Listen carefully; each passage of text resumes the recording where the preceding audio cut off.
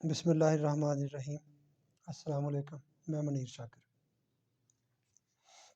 اللہ کے دیے ہوئے دین کی جگہ ایک نیا مذہب بنا دینے کے لیے سب سے مؤثر حربہ اور کامیاب طریقہ یہ تھا کہ غلط حدیثیں وضع کی جائیں اور انہیں جید صحابہ کو راوی بنا کر رسول اللہ صلی اللہ علیہ وآلہ وسلم کی طرف منسوب کر دیا جائے، اور کر دیا گیا۔ کیوں ایسا کیا گیا؟ کس نے ایسا کیا؟ کیوں کرنے کی ضرورت محسوس ہوئی؟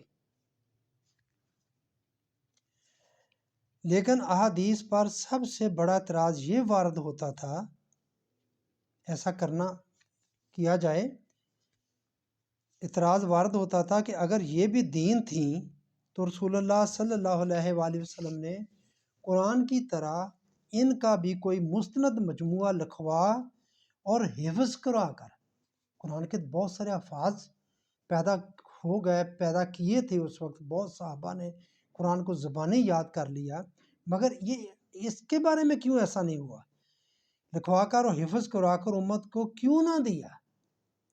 یہ کام نہ حضرت ابوبکر نے کیا رضی اللہ تعالیٰ عنہ، نہ عمر رضی اللہ تعالیٰ عنہ نے کیا، اور نہ عثمان و علی رضی اللہ عنہما نے کیا۔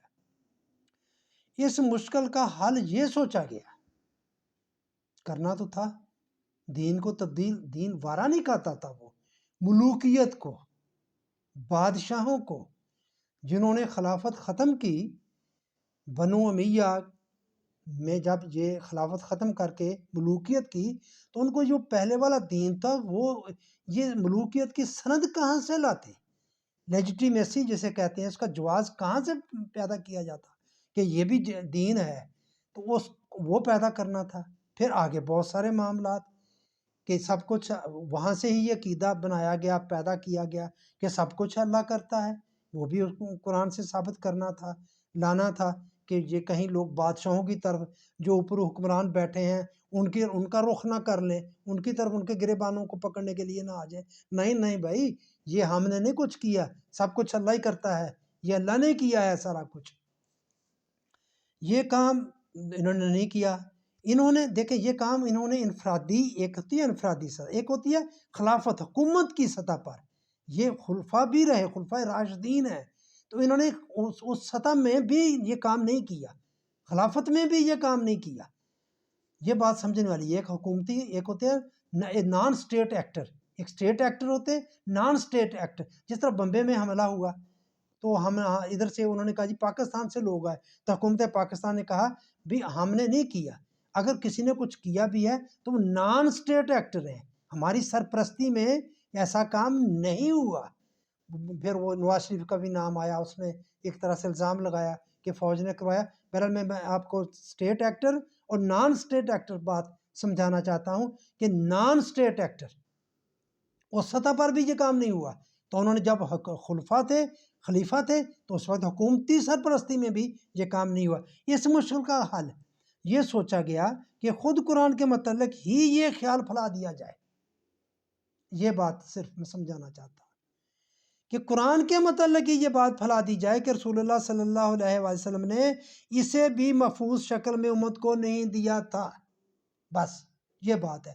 آپ تدوین قرآن کے حوالے سے آپ روایات کو کھول کر دیکھ لیں، پڑھ لیں، لمبی کہانی ہے کہ قرآن کس طرح محفوظ ہوا، کس طرح ہمارے پاس آیا۔ تو وہاں ہی شکوک و شبہات پیدا کر دیے جائیں، وہ نہیں دیے، اگر قرآن نہیں دیا تو پھر یہ کیسے آ جاتی ہمارے پاس؟ قرآن کو ہی محفوظ شکل میں نہیں دیا تو حدیثیں تو بات کی بات ہے، وہ کیسے آ جاتی؟ اس لیے آپ نے نہیں دی تھی۔ چنانچہ اس مقصد کے لیے انہوں نے بادشاہی قوت سے احادیث وضع کی اور ان کی بادشاہی قوت سے تشہیر کر دی۔ یہ بادشاہی کام کے تحت ہوا، یہ حکومت کے تحت۔ کس کی حکومت کے تحت؟ یہ ذرا غور کرنا پڑے گا۔ میرے علم جو تھوڑا بہت میں نے پڑھا ہے، یہ عمر بن عبدالعزیز نے کام کیا، اس کے دور میں یہ سٹرگل، کوشش ہوئی کہ یہ حدیثیں اکٹھی کی جائیں۔ انہوں نے اپنے گورنروں کو خط لکھے اور کہا کہ یہ حدیثیں، یہ خزانہ کہیں غائب نہ ہو جائے، گم نہ ہو جائے، تو اس کو اکٹھا کیا جائے۔ یہ 3 صدی ہجری کی بات ہے، 3 صدی ہجری کی، یہ اس قوت کے ساتھ یہ ان کو اکٹھا کیا گیا، کیونکہ عمر بن عبدالعزیز بھی ملوکیت کا ہی بندہ تھا، ملوکیت کا ہی نمائندہ تھا، وہ اس نے خلافت نہیں قائم کر دی تھی، یہ اموی حکومت آ رہی تھی، ان کے یہ تیسرے خلیفہ یہ عمر بن عبدالعزیز ہی تھے۔ اور جب کسی بندے سے اس طرح کا کام ہوتا ہے تو اس کا امیج بھی بنایا جاتا ہے، اب بھی بن رہے ہیں، بنائے جاتے ہیں اس طرح کہ وہ بہت اعلیٰ پائے کے بندے ہوں گے، میں اس پر بات نہیں کرتا، لیکن میں یہ بادشاہی قوت جو تھی یہ عمر بن عبدالعزیز نے مہیا کی، اس کے تحت یہ وضع کی اور ان کی بادشاہی قوت سے تشہیر کر دی۔ یہ روایتیں صحاح ستہ اور دوسری مستند کتب روایات میں منتشر طور پر موجود ہیں۔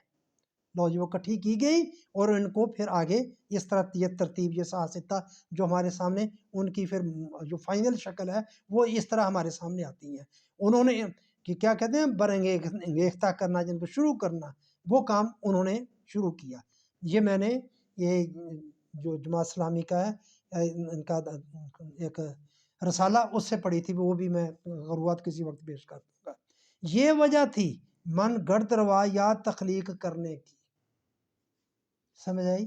من گڑت روایات جو تخلیق کی گئی اس کی وجہ قرآن پر شک پیدا کر دینا کہ جی قرآن ہی صحیح طریقے سے نبی نے ہم کو نہیں دیا تو یہ حدیثیں کیا دینی تھی۔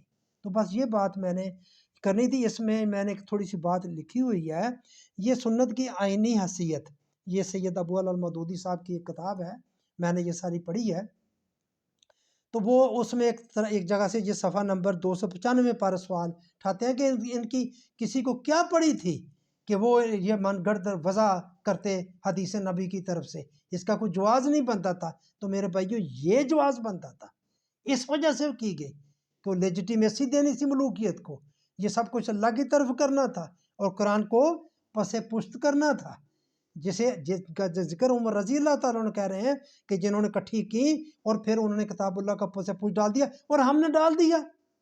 یہ دیکھیں جو عمر رضی اللہ عنہ نے بات کی وہ 100% صحیح درست ثابت ہوئی کہ انہوں نے اس وجہ سے کہا تھا۔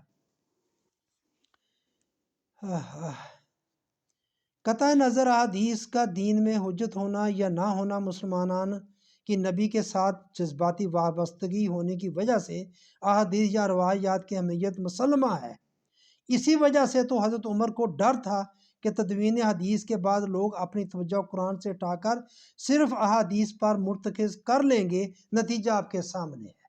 میں یہی بات کر رہا تھا کہ عمر رضی اللہ تعالیٰ عنہ نے کیوں نہیں اکٹھی کی، یہی بات کی تھی نا کہ لوگ اس پر جھک جائیں گے، کتاب اللہ پر سے پوچھ چلی جائے گی، اور چلی گئی نا۔ کیا ہوا؟ کتاب اللہ اور پورے کا پورا دین جو قرآن پر بیس کرتا تھا کہاں ہو گیا؟ کتنا کس ڈبی میں بند کر دیا؟ عملیات اور دعاؤں کی ڈبی میں بند کر دیا۔ بس عملیات کریں، دہرائیں، ورد وظائف کریں آپ، اور بس بیٹھے اللہ سے مانگتے رہیں۔ یہ مغز ہے دعا عبادت کا، اور یہ تقدیریں بدل دیتی ہے، یہ سارا کچھ کر دیتی ہے۔ تو یہ کچھ بنانے کے لیے یہ سب کچھ احادیث، یہ من گڑت روایات وضع کی گئی، اور یہ مانتے ہیں، یہ کہتے ہیں کہ یہ اسرائیلی روایات در آئی ان میں، تو پھر بھی یہ اس قدر اس پر پختہ ان کا مان ہے کہ اس پر کوئی بات کرے تو بس پھر اس کی آنکھیں پھوڑ دی جائیں اور اس کی کھوپڑی اڑا دی جائے کہ یہ کیا بات کر رہا ہے نبی کی فرمودات پر، یہ کیا؟ بھائی وہ نبی کے فرمودات منسوب ہیں، پتہ نہیں وہ ہیں بھی یا نہیں، ان کی کسوٹی، ان کا پرکھنا قرآن پر منحصر ہے۔ ان کو ڈالیں آپ سارے کے ساروں کو قرآن میں، قرآن سے دیکھیں کیا جواب ملتا ہے۔ جو قرآن سے ملے گا میرے بھائیو وہ ٹھیک جواب ہوگا۔ یہ جو اللہ نے اس کی حفاظت فرمائی ہے قیامت تک کے لیے، یہ میرے بھائیو معمولی بات نہیں، لفظ چھوٹا ہے غیر معمولی کہنا، یہ بہت ہی بڑی بات ہے، یہ بہت ہی بڑی بات ہے کہ یہ محفوظ کتاب ہمارے سامنے ہے۔